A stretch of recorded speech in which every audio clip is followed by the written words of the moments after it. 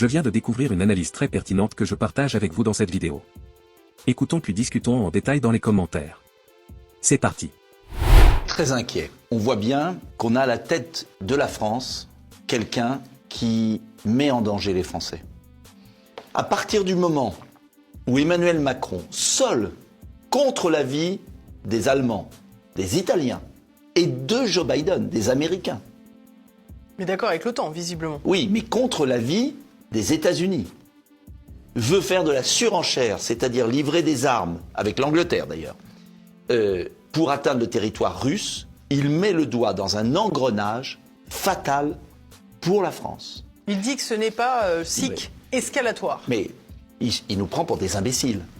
Il joue avec le feu.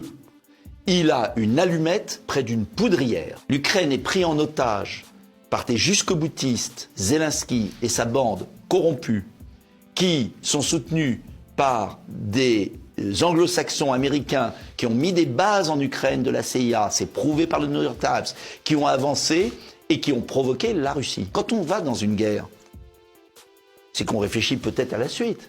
Est-ce qu'on a les forces conventionnelles pour entrer en guerre avec la Russie? Non. Donc ça veut dire quoi?